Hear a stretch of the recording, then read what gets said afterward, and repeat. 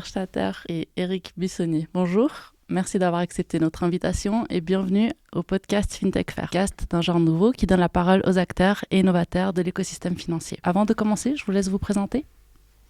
Je commence ? Je t'en prie. D'accord, donc Nicolas Erstatter. Je suis un entrepreneur et investisseur privé.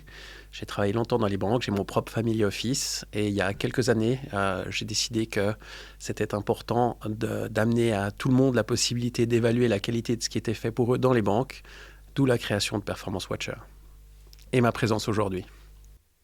Eric Bissonnier, moi je suis CEO de Performance Watcher depuis cet été 2022.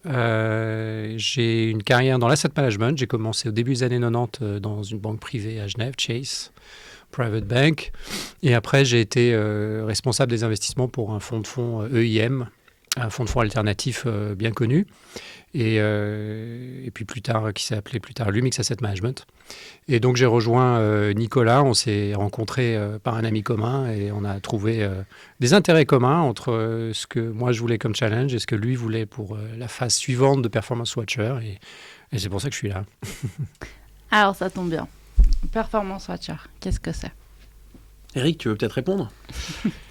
Je vais répondre. Du coup, donc Performance Watcher, en fait, c'est une communauté. Fondamentalement, c'est l'objectif de Performance Watcher, c'est de permettre à tout investisseur, et donc du coup tout gérant qui est de l'autre côté, de savoir si son portefeuille privé est géré correctement ou pas.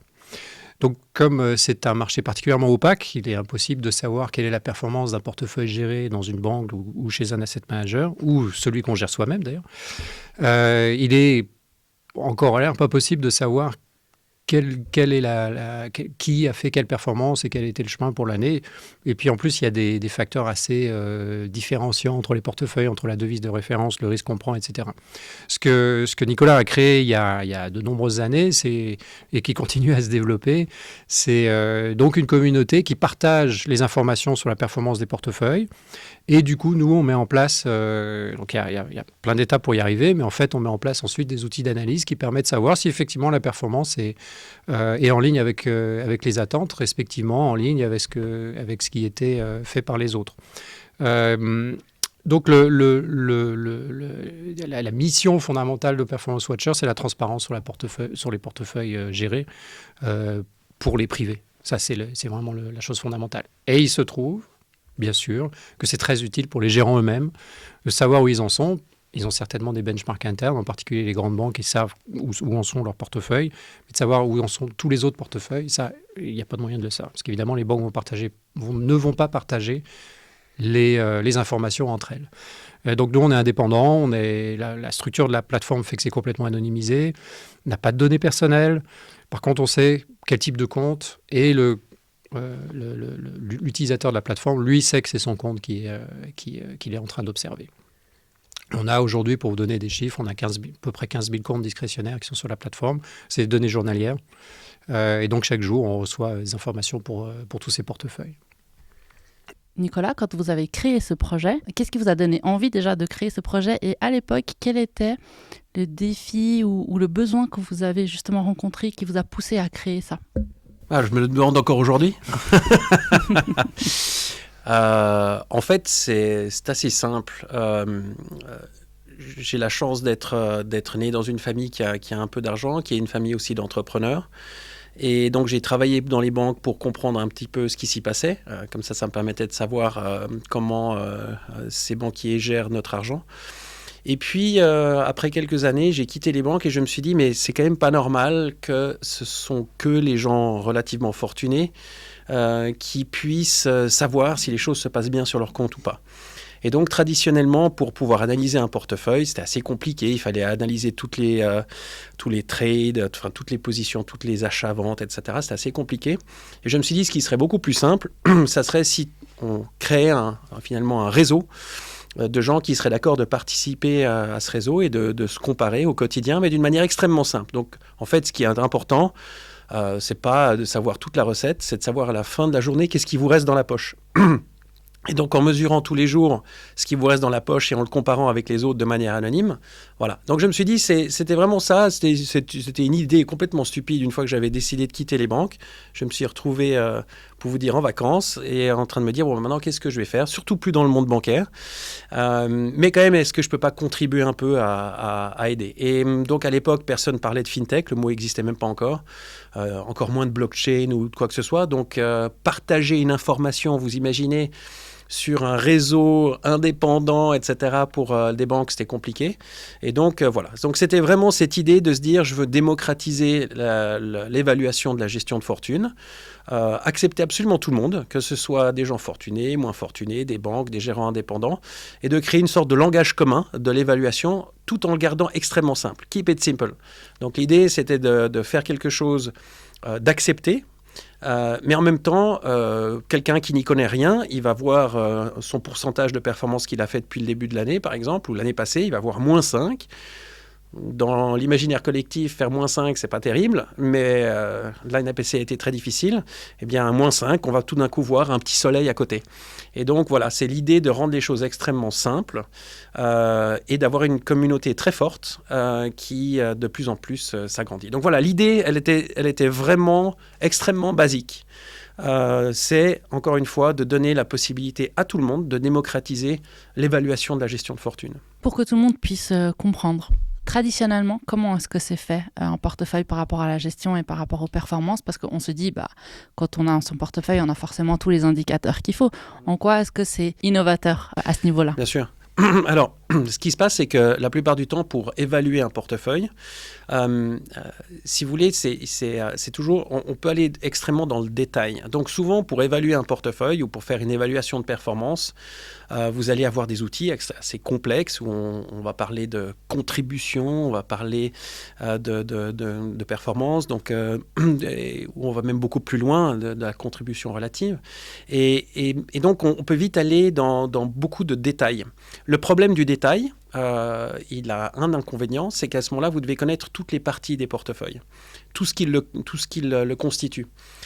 Aujourd'hui, on est à l'ère de l'intelligence artificielle et avec les constituants d'un portefeuille, c'est très facile et de plus en plus facile de savoir qui gère le portefeuille, voire même qui est derrière le portefeuille. Donc pour moi, c'était aussi non seulement très important de garder les choses simples, mais de les garder anonymes. Donc, traditionnellement, l'analyse de performance, elle se faisait de manière ce qu'on appelle bottom-up. C'est-à-dire, on va analyser chacun des trades.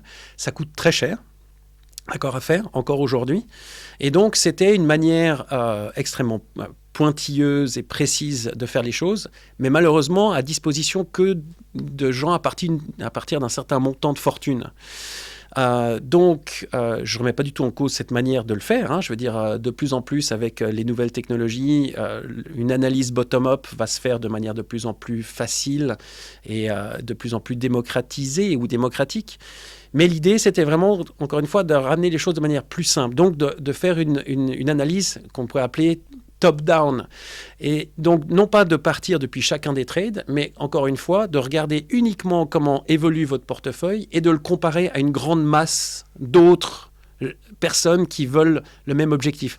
Donc, si vous voulez, c'est pas tant de mettre en cause ce qui a été fait ou ce qui était fait jusqu'à présent, mais c'était de dire on peut aussi le faire d'une autre manière et surtout ne pas les opposer, de les mettre ensemble. Et donc, c'est pour ça qu'aujourd'hui, on n'est pas du tout concurrent à qui que ce soit, c'est-à-dire on est vraiment une communauté et d'ailleurs, beaucoup d'outils d'analyse de performance, de reporting utilisent Performance Watcher comme un add-on.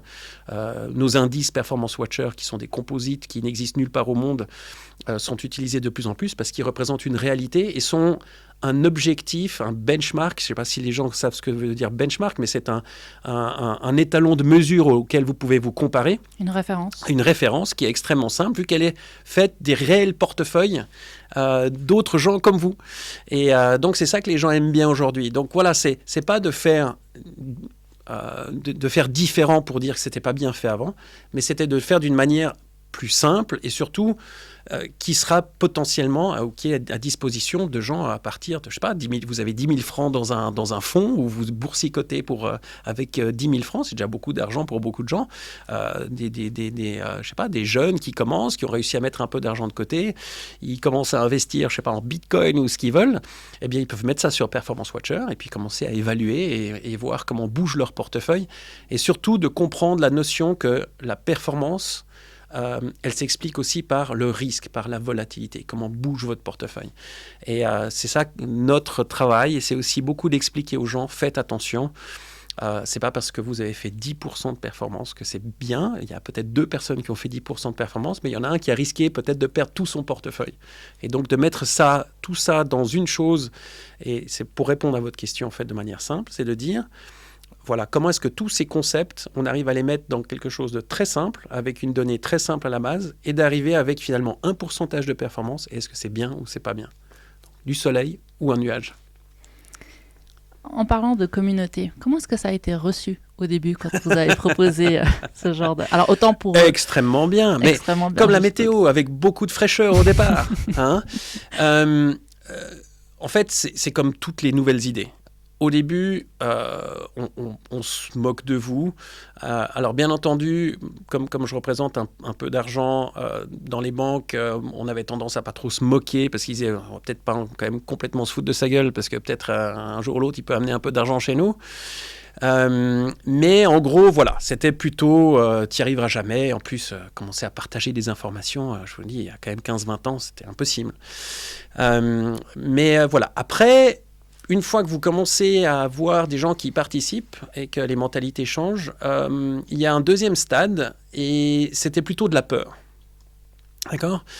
Et avec la peur venaient des grosses questions. Oui, mais votre manière de comparer, elle est pas juste ou elle n'est pas fair ou autre. Et c'est là où moi j'ai essayé de beaucoup travailler en premier lieu avec les banques, avec les gens qui gèrent de l'argent et non pas avec les clients directement, pour leur dire, écoutez, vous ne pourrez pas m'empêcher de le faire. Moi, je suis un client, je crée ce réseau, mais je ne suis pas contre vous. Donc, les premiers vers qui j'ai été, ça a été plutôt vers les banques et les gérants, en leur disant, préparez-vous. Votre monde va changer, la transparence va arriver. Moi, je n'ai pas un business model qui est là, basé sur le fait que si un client change d'endroit, on va toucher de l'argent ou quoi que ce soit, pas du tout. Et donc, préparez-vous. Donc, n'ayez pas peur.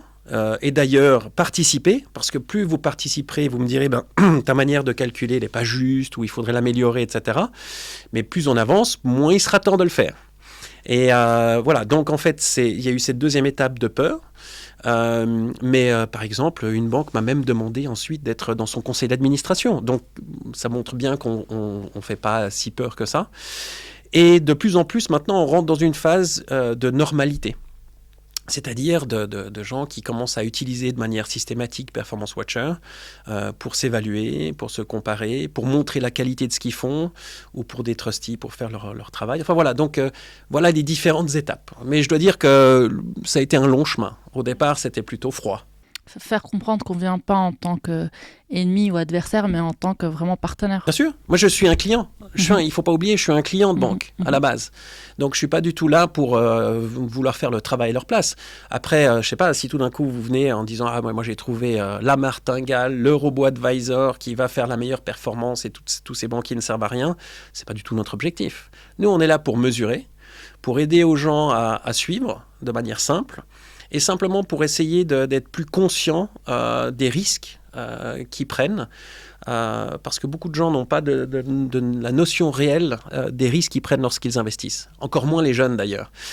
Je peux faire un peu le vieux réac maintenant que j'ai dépassé les 50 ans, mais c'est justement ça qui est important, c'est essayer de leur dire, mais écoute, moi je m'intéresse au même truc que toi en termes de gestion, mais il faut réussir à le mettre en perspective. Donc voilà, c'est ça qui est intéressant. Donc il y a un gros travail de formation aussi. Et c'est pour ça que je suis ravi d'avoir Eric maintenant aussi à mes côtés. Et je pense que cet aspect de ne pas juger, c'est vraiment fondamental dans tout ce qu'on fait. On ne veut jamais se retrouver dans la situation où on fait des comparaisons, où on fait des explicites, où on fait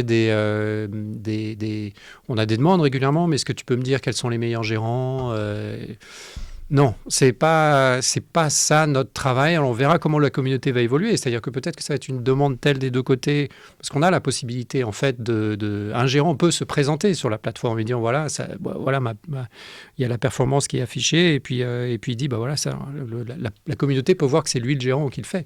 Mais c'est volontaire, c'est pas du tout par défaut. Et ce qui se passe après, c'est pas on va pas être payé sur la transaction s'il a un nouveau compte.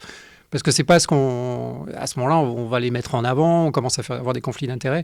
Il faut qu'on reste absolument dans un état vraiment de cette communauté et du partage.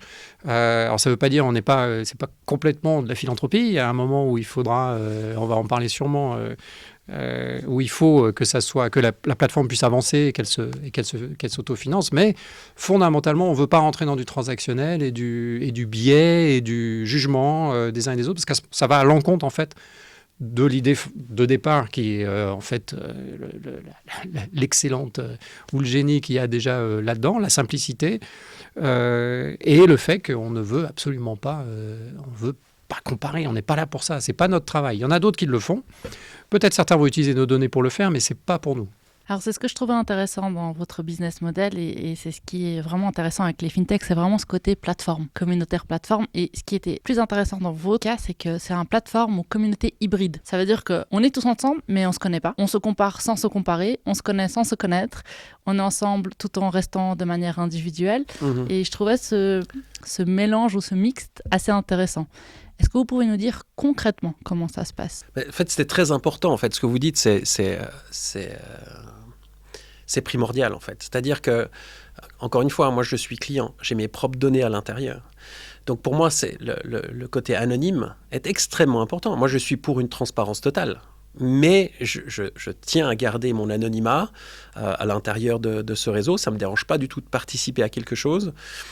Mais voilà, donc en fait, c'est vraiment ensuite, comme disait Eric tout à l'heure, volontaire. Si on commence à faire des ponts entre... Parce qu'il faut imaginer qu'il y a vraiment, entre guillemets, 3 types de personnes dans cette communauté. Des gens qui gèrent de l'argent, des gens qui délèguent la gestion de leur argent, et des gens qui peuvent donner du conseil. D'accord ? Par rapport à comment suivre, etc. Et puis si tout d'un coup vous voyez qu'il fait mauvais temps, comment est-ce que vous pouvez améliorer ça ? Que vous soyez quelqu'un qui délègue de l'argent ou quelqu'un qui gère de l'argent, d'accord ? Donc, encore une fois, là, ce qui est important, c'est de préserver cet anonymat et que chacun puisse lever son anonymat au moment où il le souhaite, mais pour une bonne raison. Et c'est pour ça qu'au sein même de la communauté, c'est possible, par exemple, pour un client qui s'intéresse à une performance, on peut commencer à donner des accès, c'est-à-dire qu'un client peut commencer à aller contacter un gérant. Il y a une messagerie anonyme à l'intérieur de la plateforme. Ils peuvent commencer à communiquer entre eux, et puis ensuite, plus s'y entendent. Mais ça se passera même à ce moment-là plus sur la performance, sur la plateforme.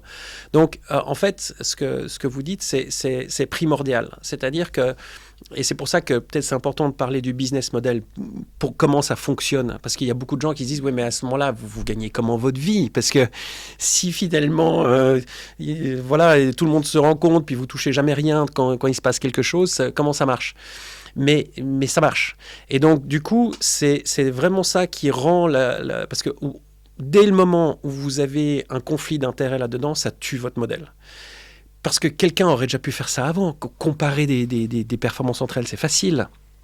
Mais la clé de voûte, c'était cette plateforme et le fait qu'on puisse y participer de manière complètement anonyme. Encore une fois, s'il y avait eu déjà à l'époque des technologies style blockchain qui avaient existé, ça m'aurait permis déjà peut-être d'aller plus vite. Mais en tout cas, si vous regardez la logique de comment vous vous connectez sur Performance Watcher et comment c'est utilisé via une clé anonyme, une clé unique, anonyme, que seul vous connaissez, etc., il y a énormément de parallèles avec certaines fonctionnalités de la blockchain.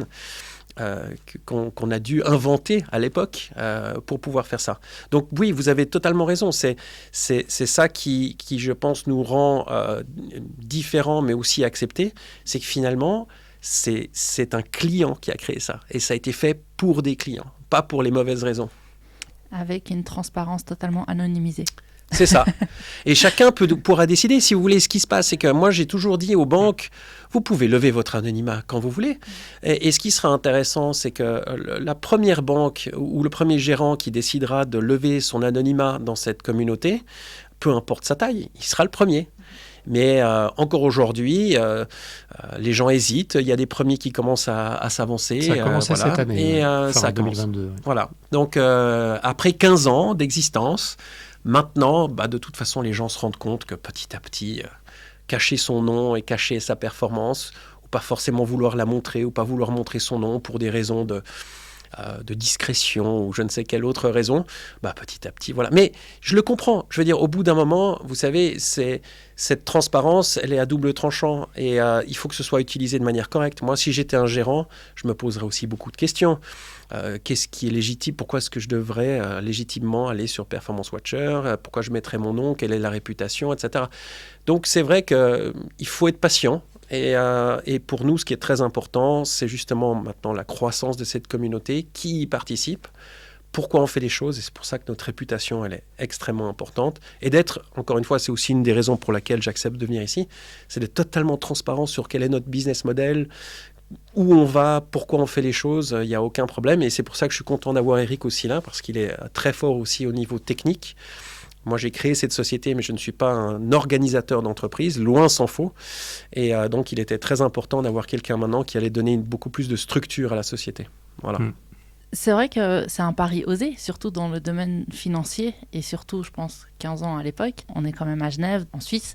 De manière traditionnelle, on est toujours assez réservé sur ces informations privées, encore plus quand c'est en lien avec l'argent, encore plus quand c'est dans le domaine de la finance. Et c'est vrai que je trouvais votre business model assez intéressant parce qu'il y avait justement cette contradiction anonymisée malgré tout. Ouais. Mais c'est vrai que c'était intéressant d'avoir cette comparaison. C'est comme dans la santé. Imaginez, c'est comme quand vous voulez... Quand vous parlez de sa santé, c'est toujours très... c'est gênant. Parler c'est health and wealth. Et donc, du coup, c'est pour ça que c'était très important, cet aspect anonyme. Je veux dire...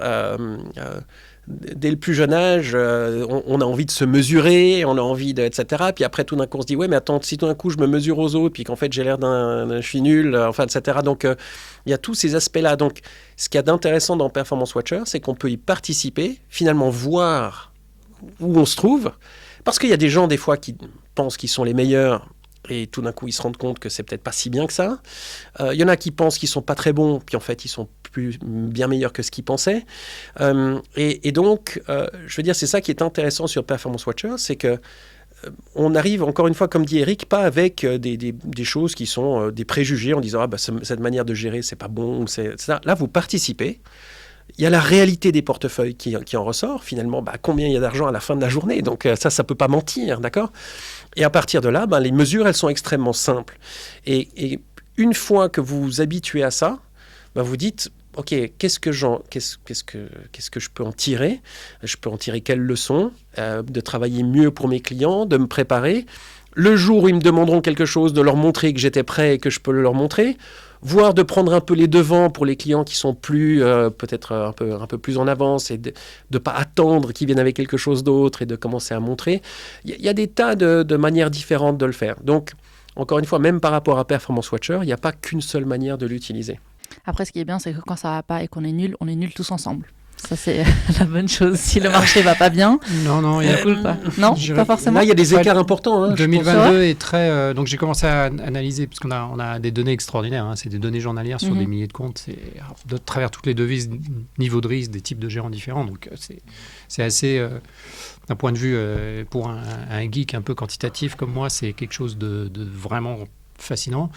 Et il n'y a pas d'homogénéité. C'est-à-dire que notre benchmark, le Performance Watcher Index, qui est un composite, en fait, qui est un ensemble de portefeuilles. C'est ce que vous appelez le perfomètre ? Pardon.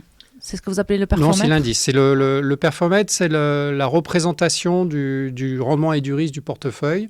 Et la météo, ça va vous dire si ce rendement-risque, il est compétitif ou pas par rapport aux autres. D'un point de vue quantitatif, est-ce qu'il est supérieur aux autres ou pas ? Donc, s'il est vraiment supérieur, en rendement-risque, ça va être très bon temps. Et s'il est très mauvais, ça va comme être aujourd'hui, c'est du très mauvais temps. Et le perfomètre, c'est cette représentation qui est aussi sur notre logo. Donc en fait, le Performance Watcher Index, qui est donc ce composite de tous les portefeuilles, on va dire France-Suisse, balancé ou risque moyen, il y a quelque chose comme 1200 comptes dedans. C'est réparti en rendement risque, c'est réparti entre, on va dire, entre moins 5, quand même pas, entre moins 5 et moins 20%, et en volatilité, entre 6 et 15%. Pour un risque moyen. Pour un risque moyen qui est à 8, donc en 2022. Alors, à long terme, plutôt autour de 5-6, mais là, en 2022, le risque est à 8. C'est des portefeuilles qui ont entre 40 et 50, enfin, autour de 50% d'actions, on va dire. On retombe à peu près là-dessus. Donc, on voit qu'il y a des grosses différences. Il y a des clusters, donc on voit qu'il y a des comportements qui ressortent ou des adaptations qui ont été faites par certains et qui n'ont pas été faites par d'autres. C'est beaucoup plus large en fait que les fonds multistratégies balancés, par exemple, que vous avez dans toutes les banques. Ils sont assez... alors je pense qu'ils se regardent les uns les autres parce qu'ils voient tous leur allocation. Ils sont assez clusterisés au peu près au même endroit, avec une ou deux exceptions. Ce n'est pas le cas pour la gestion privée. Elle est vraiment très large. D'où l'intérêt de savoir où il est, mon point, il est où, moi je me retrouve où, et puis ensuite d'avoir de la part du gérant une explication. J'ai été CIO pendant 20 ans, on peut raconter, je suis très bien placé pour savoir qu'en tant que gérant, on peut raconter ce qu'on veut, parce qu'on a beaucoup plus d'informations que le client. On fait des analyses très poussées et on va en ressortir quelque chose qui arrange notre discours au moment où on discute avec le client. C'est une asymétrie d'information que nous, on veut casser par Performance Watcher. Et 2022 est un très bon exemple parce que j'ai discuté avec des gérants qui disaient « c'était pas terrible l'année dernière, on était à moins 7. » Mais finalement, j'ai discuté avec 2-3 copains. Apparemment, je me retrouve pas trop mal. Ben ça, sans nous, il ne peut pas le savoir. En l'occurrence, c'est quelqu'un qui vient de se mettre sur la plateforme et qui a réalisé qu'en fait, c'était même très bon, puisque je crois que la moyenne des francs suisses autour de moins 13. Donc, il est très bon, mais il n'en sait rien, parce que c'est un marché de dupes. Hein, c'est quand ils se rencontrent dans leur cercle pour discuter dans les conférences et dans les machins, ils vont prendre le meilleur compte qui a été investi au milieu de l'année. C'est humain. Mais on le fait tous. Encore une fois, je suis très très bien placé pour le savoir. Donc c'est pour ça que le CFA, il y a 30 ans, a fait les composite GIPS qui obligent à être transparent. Et puis nous, de facto, on a aussi cette obligation, parce qu'il faut savoir, c'est quelque chose dont on n'a pas parlé encore, mais nous, on récupère les portefeuilles directement des systèmes de gestion ou des banques. Ce n'est pas des portefeuilles papier, ce n'est pas des trucs qu'on reçoit par fax ou par téléx à l'époque. C'est pas fait manuellement, ouais. Il n'y avait pas des signaux de fumée encore à l'époque. Où on pourrait être victime de manipulation. Là, pour manipuler 1000 portefeuilles ou 100, c'est un gérant de plus petite taille, ou 50, depuis le système de gestion qu'on reçoit tous les jours, donc il y a une cohérence qui doit être là, qu'on vérifie. Cohérence interne, puis cohérence par rapport à tous les autres, puisqu'on a des milliers des comptes.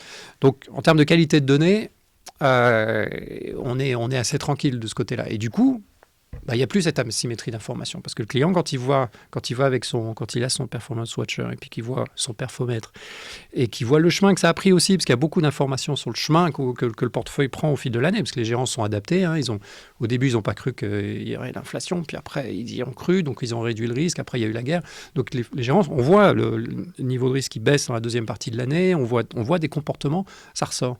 Et bien, le client a déjà cette information, même s'il n'est pas sophistiqué, il peut dire tiens, là il s'est passé quelque chose et maintenant tu vas m'expliquer ce qui s'est passé.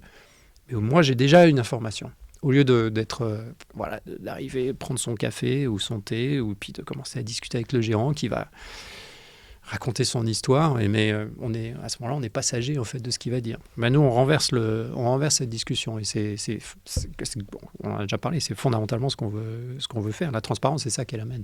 Le contrôle, il repart chez celui qui a l'argent quand même. Par rapport à la qualité des données, de toute façon, ce qu'il faut comprendre, c'est que la plupart des banques et des gérants qui participent à Performance Watcher l'ont pas fait dans un but marketing. Ils l'ont fait parce qu'ils veulent savoir où ils en sont. Oui. Donc il n'y a aucun intérêt de tricher. Pourquoi tricher ? Pourquoi envoyer des fausses données ? Ça serait complètement ridicule. Et donc, il faut comprendre que Performance Watcher, il y a vraiment 4 étapes. D'accord ? Il faut accepter de participer. Ça, c'est vraiment la première étape. Ensuite, une fois que vous avez accepté de participer, seulement à ce moment-là, vous pouvez vous comparer. D'accord ? Donc, vous pouvez voir finalement où vous en êtes. Et on peut juste aller un peu plus loin sur le perfomètre après, si vous le souhaitez. Et puis ensuite, une fois que vous avez fait ça, comme vous pouvez vous comparer, mais c'est au quotidien, si vous vous comparez au quotidien et vous voyez l'évolution, c'est là où on passe à l'étape de la supervision. Donc, vous pouvez voir comment ça se passe, qu'est-ce qui change. Et pas arriver à la fin de l'année et se dire « Ah merde, j'aurais peut-être dû changer mon fusil d'épaule il y a 6 mois. » Donc là, vous voyez vraiment l'évolution et vous voyez les évolutions fines. Et seulement à la fin, la communication. Donc, si vous voulez, quand vous êtes passé par toutes les étapes déjà de faire l'effort de participer, ensuite de comparer, de faire l'état des lieux, ensuite de commencer à comprendre qu'on peut superviser, qu'on peut suivre les choses au quotidien, seulement la dernière étape, c'est la communication.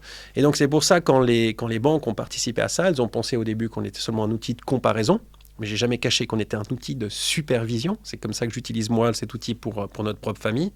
Et donc, du coup, eux, au départ, bien sûr, ont participé à ça uniquement avec leurs propres données pour savoir où ils en étaient. Et pas dans un esprit de communication qui était la dernière étape du Performance Watcher, qui commence seulement maintenant et qui sera seulement intéressante au moment où on aura vraiment cette communauté qui grandit, la communauté de gens qui gèrent, la communauté de gens qui délèguent et la communauté de gens qui donnent du conseil. Donc on n'en est qu'au tout début encore, hein, même s'il y a à peu près 55 milliards maintenant sur la plateforme, ça n'est que le tout début. Okay. Et puis l'autre aspect qui est corollaire à ce que tu dis, c'est qu'on ne fait pas de conseils, on ne cherche pas à trouver le meilleur gérant. Donc il n'y a même pas d'incentive à mettre la meilleure perf. Par contre, il y a un vrai incentive, de par les outils qu'on a fait, à savoir où on en est, nous. Donc, dans ce sens, c'est vertueux pour tout le monde. C'est le principe d'une communauté. Justement, c'est ce que j'allais dire. Vous devez avoir une lecture juste exceptionnelle avec toutes les données que vous avez. Ah oui, nous, on en sait plus que... Je soupçonne quelquefois Nicolas de l'avoir fait pour pouvoir, lui, savoir quel gérant à qui c'est très intéressant de... Mais bien sûr, mais j'ai encore rencontré une banque hier, une banque qui s'est créée il n'y a pas très longtemps à Zurich. Ils ont une approche qui est très intéressante. Bien sûr que pour moi, c'est fantastique. Je rencontre énormément de gens, énormément de banques, de gérants indépendants, de gens qui ont des approches très intéressantes, très différentes. Et c'est pour ça que c'est ça qui est intéressant dans Performance Watcher. Vous savez, souvent, les gens, ils disent « Ah, vous ne pouvez pas me comparer parce qu'on n'a pas le même benchmark. Il faudrait avoir exactement le même nombre de pourcentage d'actions, d'obligations, de trucs pour pouvoir comparer. » Ben non. Ça, c'est vraiment important. Ce qui est important, c'est le budget de risque. Finalement, c'est dire combien de risques je suis prêt à prendre. Et après, ce qui est important, c'est que le gérant prend la responsabilité de ce budget de risque. D'accord ? Donc, en fait, pour être très clair, l'idée, c'est de dire, par exemple, moi, je suis prêt, pour mesurer ça, de dire, moi, je suis, entre guillemets, prêt à perdre combien, de manière momentanée, pour gagner combien. Et si je ne suis pas prêt à perdre, il ne faut pas attendre que je puisse gagner quelque chose. D'accord ? Donc, c'est vrai qu'il y a des moments comme l'année passée qui sont très durs. Mais ce qu'il faut comprendre, c'est que tout ce côté asset allocation, je ne sais pas si ça vous parle, mais de dire que le client doit choisir, lorsqu'il signe un mandat de gestion, une asset allocation, et que c'est cette asset allocation qui fait foi, je crois que c'est une grosse erreur. Ce qu'il y a d'intéressant, c'est de dire, quand je vais ou quand vous allez vers votre banquier ou quelqu'un, ou vous-même, quand vous voulez gérer pour vous-même, si vous voulez être honnête avec vous-même, c'est de se dire, finalement, combien de risques je suis prêt à prendre. C'est-à-dire combien je suis prêt à perdre momentanément. Ça, c'est toujours ça qu'il faut avoir dans sa tête. Une fois que vous avez ce budget de risque, qu'on peut mesurer en termes de volatilité, d'accord, c'est comment votre portefeuille bouge, eh bien à ce moment-là, vous pouvez aller vers des banques et dire, voilà, moi, je connais mon budget de risque, il est plutôt faible, il est plutôt élevé, il est plutôt, etc. Et à partir de là, chaque banquier peut venir avec une asset allocation. Il va traduire votre acceptation du risque et va vous dire, à l'heure actuelle, ou en tout cas notre manière de gérer, c'est plutôt avec, je dis n'importe quoi, 50% d'actions, 50% d'obligations. Mais peut-être que vous avez un autre gérant qui a un meilleur savoir-faire sur la gestion des monnaies, ou d'autres choses, ou des crédits, ou de la gestion obligataire un peu plus active, plus dynamique, etc. Vous pouvez donc, et ce qu'il y a d'intéressant, c'est que vous pouvez avoir deux asset allocations totalement différentes qui ont pour objectif le même budget de risque. Et c'est ça qui est intéressant. Et du coup, c'est ça qu'on essaie de faire dans Performance Watcher. C'est pour ça que ça me ramène au perfomètre. L'idée, c'est comment vous pouvez comparer des choses qui sont sur le papier pas comparables parce que c'est un benchmark différent. Eh bien, justement, l'idée de ça, c'est ce qu'on appelle le M carré, le Modigliani, qui est... Donc, vous allez tout de suite comprendre pourquoi j'ai créé le perfomètre. C'est en fait le ratio de Sharpe de votre portefeuille contre le ratio de Sharpe de votre indice. Donc, ça ne vous parle pas du tout. Et donc, en fait, quand vous faites ça, vous allez vous comparer aux autres en regardant la performance qu'ils ont fait, donc le rendement qu'ils ont eu, pour quel risque. et vous allez vous comparer votre performance et votre risque aux autres. Et donc, pour mesurer ça, c'est le Modigliani qui est assez complexe. Et ben nous, on a fait quelque chose de très simple, qui est le perfomètre, qui va montrer combien vous avez fait de performance par rapport aux autres. Donc, vous serez en rouge si vous faites moins bien que les autres et en vert si vous faites mieux que les autres. Vous allez voir le risque.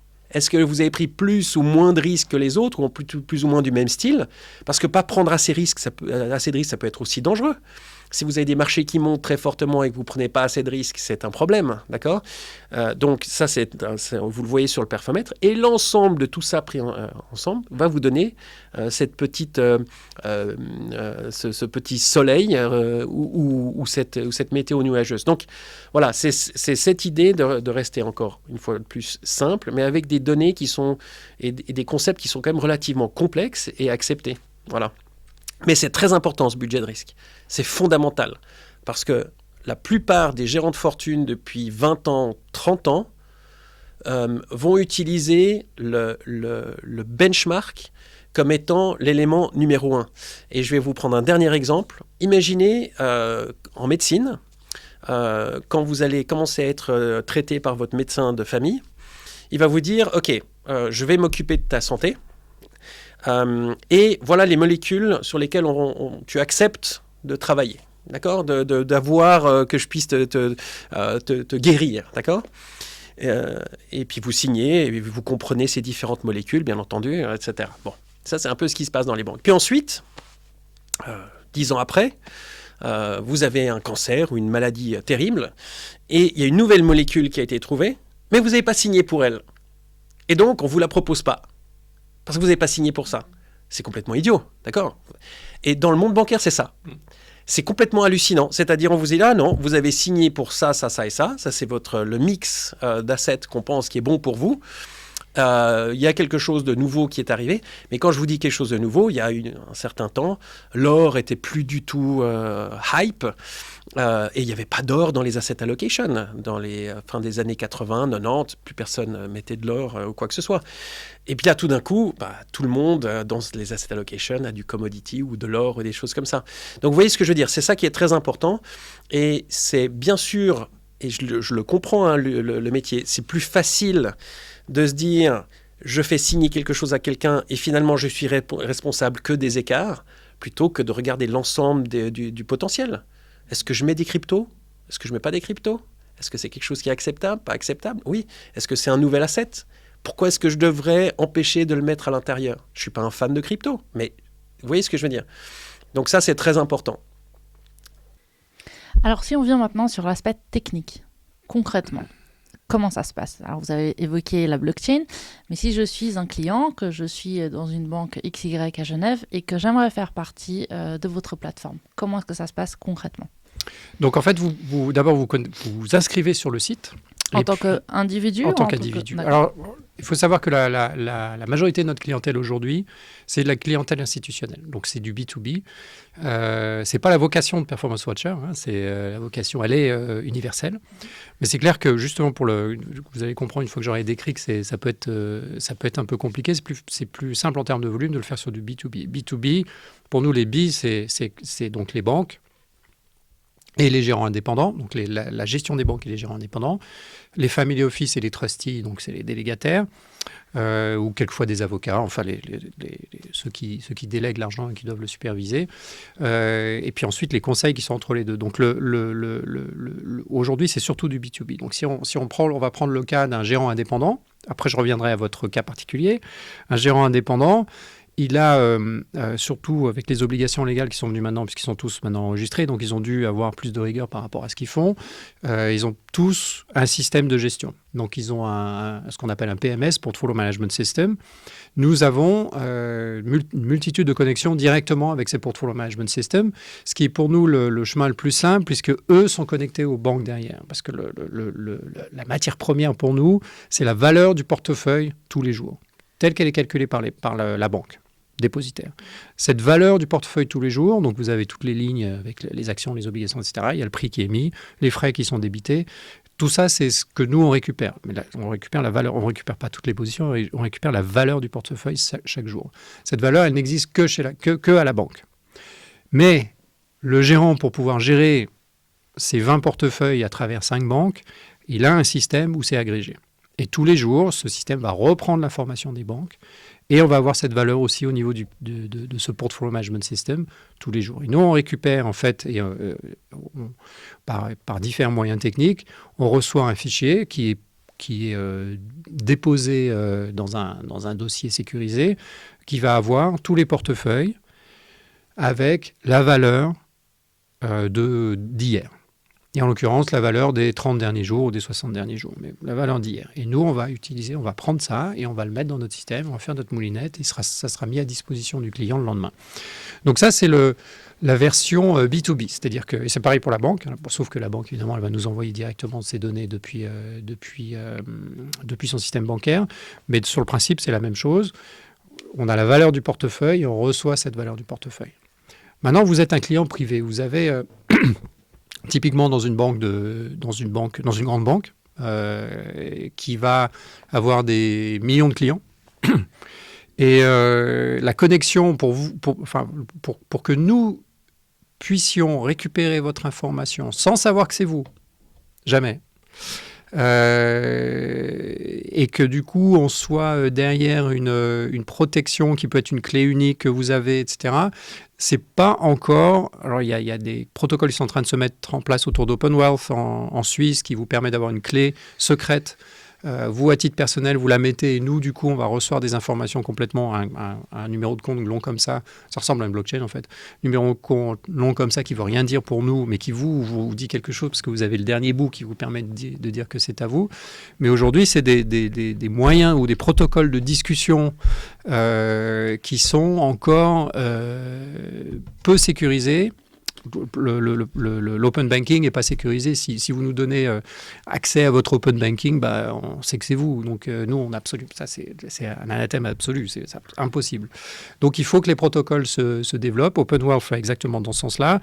Les grandes banques aussi vont dans ce sens-là, puisque l'écosystème des fintech est en train de se développer, et donc on a besoin tout le monde a besoin de ces connexions, et tout le monde a besoin que ça soit anonymisé.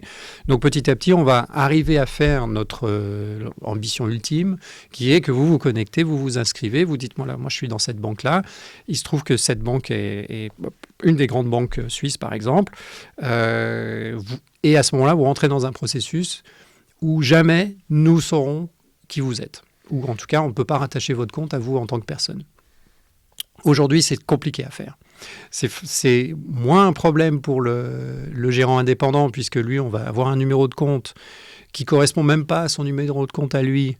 Et de toute façon, on ne sait pas qui est le client derrière. Donc, il y a vraiment des étapes. On est très loin du client final, du beneficial owner. Pour un client en B2C, c'est directement avec nous. Et donc aujourd'hui, l'écosystème n'est pas encore mis en place en tout cas pas à une échelle universelle. En Europe, ça commence à se pousser parce qu'il y a des obligations pour ça. C'est déjà le cas pour le transactionnel, pour faire des paiements. On ne sait pas que c'est vous qui payez. On ne sait même pas quelle carte de crédit que vous utilisez parce qu'il y a des clés uniques, etc. Ce n'est pas encore le cas pour votre portefeuille. Donc, mais il y a en Europe la nécessité que ça soit le cas, qui vient. Et du coup, forcément, en Suisse, ça va être aussi la même chose. Donc, réponse longue pour une petite question tout à fait simple. Et nous aimerions... je vais donner ma version peut-être. Et Dieu sait que c'est fondamental à la réussite de la communauté. Il faut que ça soit painless pour le client de rajouter son compte. Et aujourd'hui, c'est pas aussi painless que ce qu'on l'aimerait. Voilà, c'est pas painful, mais c'est pas painless. Je peux vous donner en fait des exemples simples. Je vais juste pour résumer. En fait,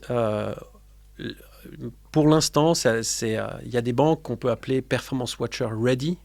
D'accord ? Performance Watcher Ready, si je vous donne l'exemple de la Banque cantonale vaudoise, par exemple. La Banque cantonale vaudoise est Performance Watcher Ready. Ça ne veut pas forcément dire qu'elle utilise Performance Watcher pour elle, mais ça veut dire qu'elle s'est mise aux normes Performance Watcher. En fait, qu'est-ce que c'est ? C'est-à-dire que si vous êtes client de la BCV, vous vous inscrivez sur Performance Watcher, vous dites « je suis à la BCV », d'accord ? On ne vous demande pas votre nom ou quoi que ce soit, on vous dit chez qui vous êtes déposé, chez qui vous déposez votre argent. Donc vous cliquez sur BCV. À ce moment-là, le système génère un numéro, cette fameuse clé unique. Et vous devez aller à la BCV et dire, voilà, j'ai reçu ce numéro unique de Performance Watcher. j'aimerais, s'il vous plaît, que vous reliez ce numéro unique à mon compte et qu'à partir de ces prochains jours, vous commenciez à envoyer à Performance Watcher, basé par rapport à cette clé unique, tous les jours, la valorisation de mon compte. Donc, il n'y a que vous et la BCV qui connaissez le lien entre ce numéro unique et le compte bancaire. D'accord ? Donc, nous, on va recevoir au quotidien que ce numéro unique qui vous permet de vous relier à votre perfomètre, d'accord ? Et on va recevoir des kilos de pommes de terre tous les jours, d'accord ? Donc, cet effort d'être Performance Watcher Ready, vous pouvez aller sur le site, il y a déjà un certain nombre de banques qui ont accepté de le faire d'une manière ou d'une autre, ok ? Donc, bien entendu que lorsque les normes dont parle Eric vont avancer, ça sera beaucoup plus simple, parce que vous pouvez imaginer que chaque banque a voulu être Performance Watcher Ready d'une manière différente, d'accord ? Mais aujourd'hui, c'est possible. C'est déjà possible pour un certain nombre de clients qui sont chez certaines banques. Encore une fois, je ne vais pas faire que de la pub à la Banque cantonale vaudoise, mais il y en a d'autres. Il y a une vingtaine de banques aujourd'hui qui le permettent. Mais bien entendu, ce qui fait qu'aujourd'hui, Performance Watcher va beaucoup plus vite, c'est exactement ce que disait Eric, c'est le B2B. C'est-à-dire qu'au lieu d'aller chercher directement les données dans une banque, par exemple, nous, dans notre famille, on utilise un système qui va aller pomper les données dans ces banques et qui vont les agréger pour nous. Et donc, tous ces systèmes et les portfolio management systems, maintenant, sont connectés à Performance Watcher. Donc, c'est sûr que pour nous, c'est beaucoup plus simple aujourd'hui quand on a un gérant indépendant qui vient ou une banque qui vient parce qu'elle a déjà son propre système et elle peut nous envoyer les données de manière assez simple. Mais pour répondre à la question du plus petit investisseur et donc le B2C, il y a déjà un certain nombre de possibilités de déjà aujourd'hui pouvoir utiliser Performance Watcher. Mais on ne veut pas trop faire de marketing là-dessus parce qu'il s'agit de banques comme Lombardier, Pictet, la Banque cantonale des Grisons, etc. Donc vous allez me dire, ouais, mais pourquoi pas Crédit Suisse, UBS, Swissquote, etc.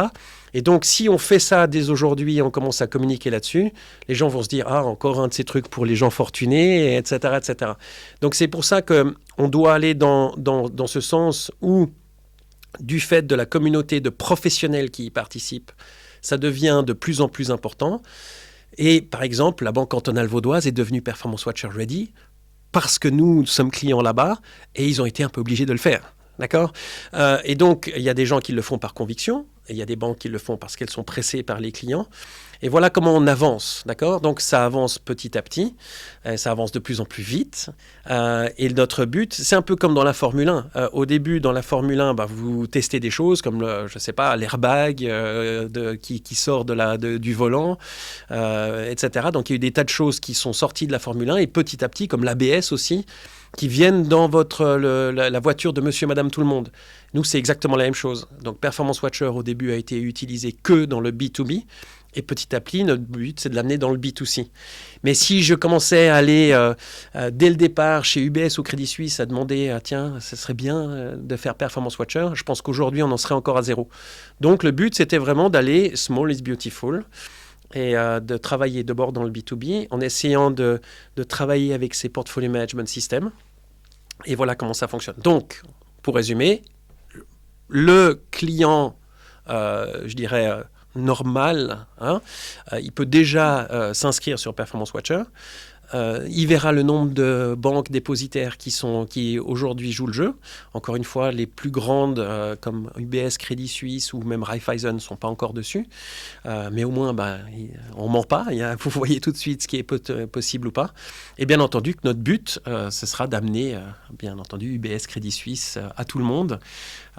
Mais voilà, le chemin va être encore un petit peu long, je pense. Et plein d'autres banques dans le monde. Oui, on vient de commencer à avoir une banque à Monaco qui va participer, etc. Donc, malheureusement, ou peut-être heureusement pour le monde financier, ce virus est en train de la transparence est en train de partir un peu partout.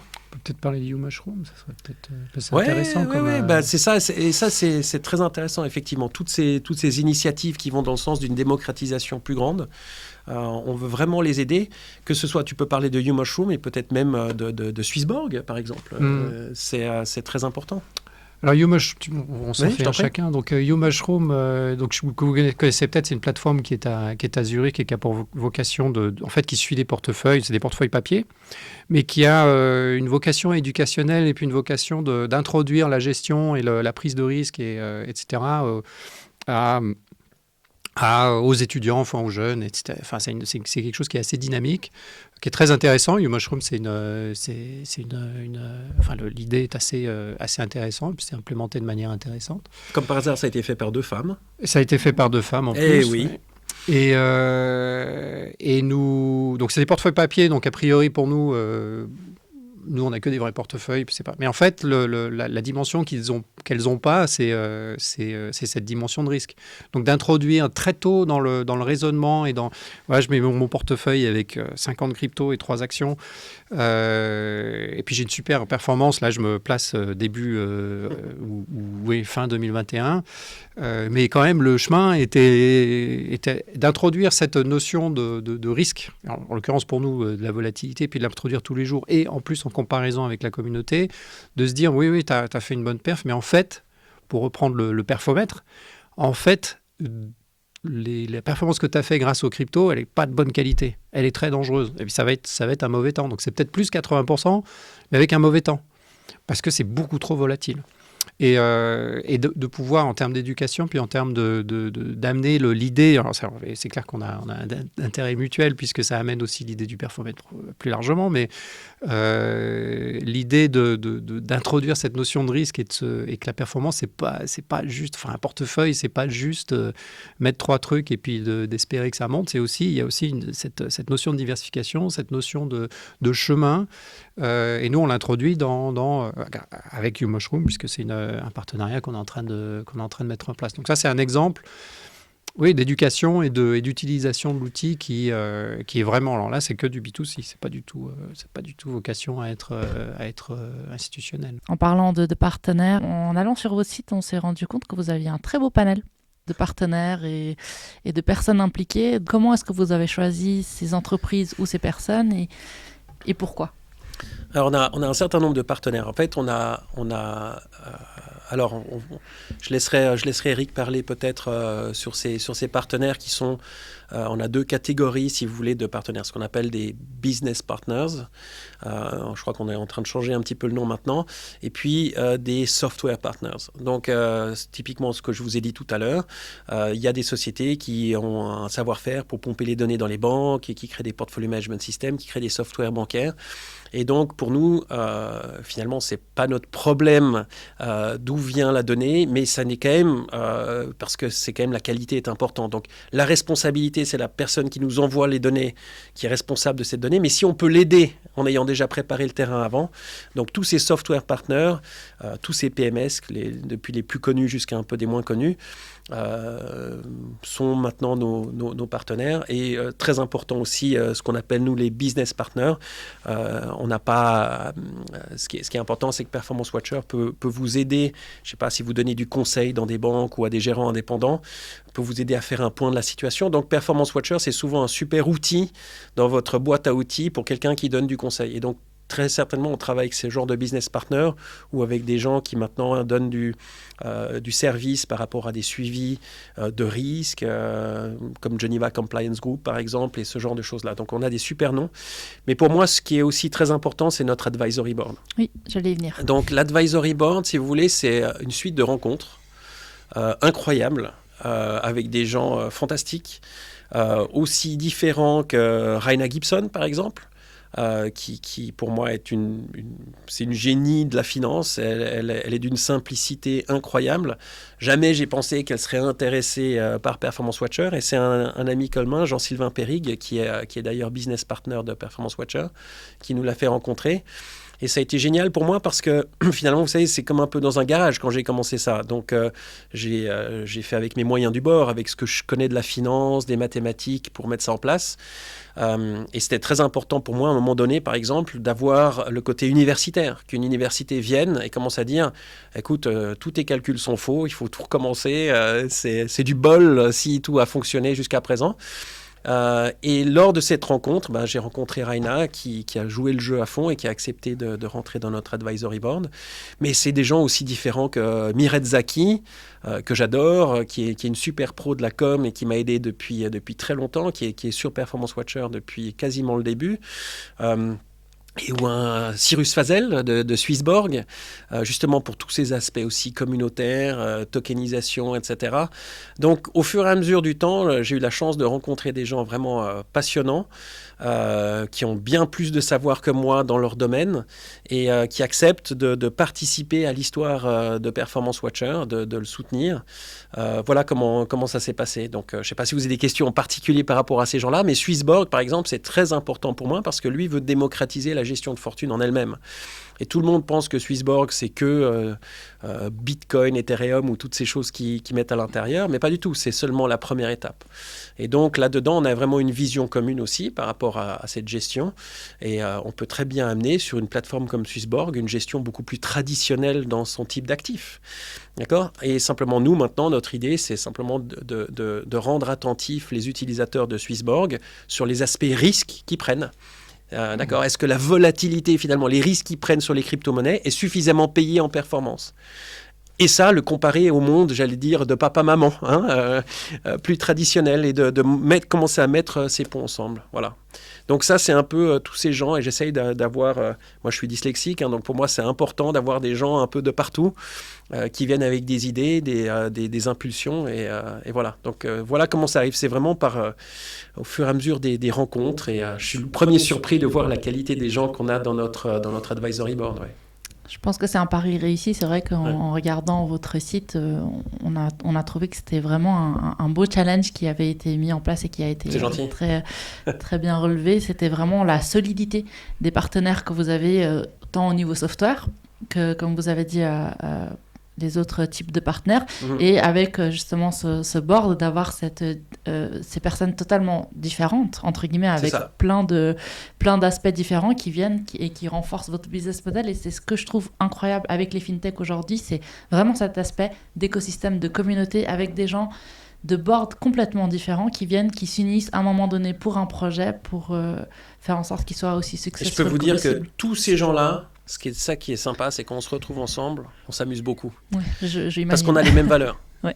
Et donc oui, c'est des gens qui ont des compétences totalement différentes, voire même peut-être qui s'opposent des fois.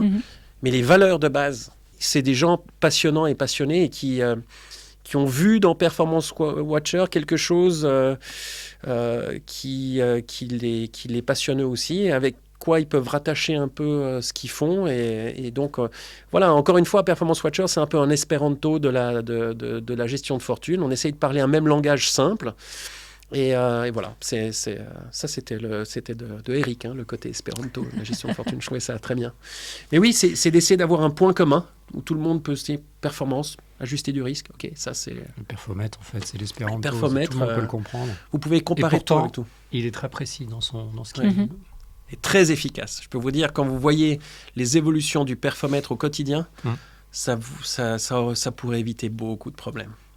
Malheureusement, je ne peux pas trop dire ici, mais il y a des choses qu'il va falloir faire évoluer. C'est vrai que c'est un super indicateur parce que ça veut dire que... Enfin, j'ai vu d'ailleurs que vous avez une application aussi. C'est juste surtout, pour smartphone. Oui. Faut que je teste. Mais non, c'est super parce que ça veut dire que non seulement ça nous indique la performance, mais ça nous indique aussi des points d'attention. Donc, ok, j'ai obtenu cette performance, mais il faut faire attention à certains points. Et là, vous amenez ça, un côté vraiment, extrêmement important. C'est-à-dire qu'en fait... mais c'est extrêmement important ce que vous dites là. C'est-à-dire qu'en fait, il y a la météo à un moment donné. C'est-à-dire, je ne sais pas, vous regardez l'année passée, donc au 31-12, et vous voyez votre météo. Bon. La plupart des utilisateurs, je pense, je dirais basiques, vont se contenter de ça. Le matin, quand ils vont se réveiller, ils vont regarder leur iPhone ou leur smartphone, pour ne pas donner de marque, mais un smartphone, et puis ils vont dire « Ah bah, il fait beau temps sur mon compte, ça va ». Mais ce qui est important, c'est la tendance. Et nous, on n'est pas là pour dire ce que va être demain, on n'en sait rien. Mais en revanche, quand vous commencez à regarder des tendances de risque, des tendances de performance, mais encore pire, des tendances de perfomètre, des tendances de météo, il y a des indications extrêmement intéressantes. Et si vous voulez parler de valorisation, c'est là notre business model. On ne va jamais valoriser la communauté, D'accord ? La communauté, moi j'en fais partie, je ne suis pas mon propre produit, d'accord ? Donc ça c'est extrêmement important de comprendre. Et d'ailleurs, on va très certainement mettre Performance Watcher et IBO dans une fondation cette année, d'accord ? Donc Performance Watcher IBO n'est pas à vendre, personne ne pourra l'acheter. Et ça c'est très important à mentionner. Donc c'est un scoop à FinTech Fair aujourd'hui. Mais ça c'est un des éléments très importants pour 2023. Performance Watcher, IBO va être mis dans une fondation. Donc à partir de là, ce qui est intéressant, c'est qu'en revanche, la manière de traiter l'information et d'en sortir des impulsions, comme vous dites, importantes, et dire « Ok, il fait beau temps sur ton compte, mais il semblerait que le mauvais temps arrive. Hein. Depuis un moment, il faisait très beau temps et maintenant il commence à avoir 2-3 petits nuages. » Là, c'est le moment de faire quelque chose. Alors si vous n'y connaissez rien et que vous avez délégué la gestion, vous appelez votre banquier. Vous dites « Pourquoi il commence à faire mauvais temps sur mon compte ?» S'il n'utilise pas Performance Watcher, il faudra bien qu'il s'y intéresse à un moment ou à un autre. Hein, d'accord, ça arrive. C'est-à-dire qu'il y a des gens qui utilisent Performance Watcher, leur banquier n'est même pas au courant. À eux de s'y intéresser, peut-être pas trop tard. Mais vous pouvez aussi aller vers des gens qui vont vous donner du conseil et dire « Ah bah tiens, oui, je le comprends, etc. » Ou alors, si vous êtes même un banquier, de se dire « Tiens, c'est pas con, Performance Watcher, là, il me dit qu'il commence à faire moins beau temps. Est-ce que ce serait pas le temps que je commence à vendre quelques actions sur lesquelles j'ai fait des bons paris, etc. » Enfin voilà. Donc il y a des tas de choses qu'on peut mettre maintenant en valeur. Mais ce qu'il faut que vous compreniez, c'est que même si on vend ça, on vend cette intelligence, à la fin, c'est toujours au bénéfice du client final. C'est-à-dire qu'à la fin, si un banquier est prêt à nous payer pour ses impulsions, quelque part, c'est pour le bénéfice du client final, pour faire une meilleure performance. Et nous, ça nous permet d'autofinancer ensuite la plateforme. D'accord ? Et de garantir la promesse qui est de dire le client final, s'il participe à Performance Watcher, le simple fait de participer, il aura en retour sa météo et il n'aura pas besoin de payer pour ça. D'accord ? C'est ce que je disais tout à l'heure, c'est que vous avez une lecture qui est très intéressante. Justement, grâce à toutes les données que vous avez, cette agrégation de données, vous pouvez extraire des choses qui sont juste incroyables. En termes d'information, en termes de prévision et tout. Ça, c'est mon projet pour Performance Watcher étant déjà en soi un projet intéressant et de travailler un sous-projet. Avec Nicolas, c'est quelque chose d'extraordinaire. Mais autant de portefeuilles avec des données journalières, c'est clair qu'il y a beaucoup de choses qu'on peut ressortir. Donc le travail quantitatif qu'on peut faire, et encore une fois, pour aider...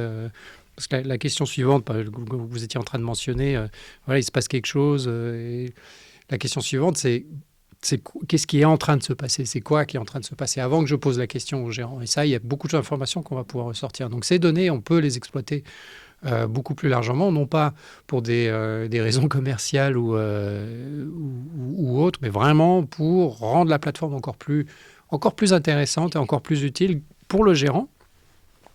Et pour le client final. Pour le gérant, les deux étant cohérents, puisque si ça aide le gérant, ça aide le client final de toute façon. Donc, mais oui, il y a beaucoup, d'un point de vue quantitatif, il y a beaucoup de choses. Je pense que c'est vraiment fondamental de comprendre cette qualité de données. C'est que certaines banques ne peuvent pas vous donner la performance journalière de votre portefeuille sur les 5 dernières années. Ils ne peuvent pas. Ils ont parce qu'il faudrait, s'ils doivent le faire, ils doivent générer en fait des valorisations tous les jours sur les 5 dernières années. Ils ne vont juste pas le faire. Ils vont nous les envoyer, parce qu'ils calculent chaque jour et ils vont nous l'envoyer. Et nous, on les accumule et on a une grande banque en particulier qui nous envoie que la donnée journalière. Ils ne nous envoient pas l'historique. Pour régénérer l'historique de portefeuille, dont certains sont fermés, ils ne l'ont juste pas. Même eux ne l'ont pas. Donc la banque elle-même n'a pas l'information que nous, on a sur ces portefeuilles.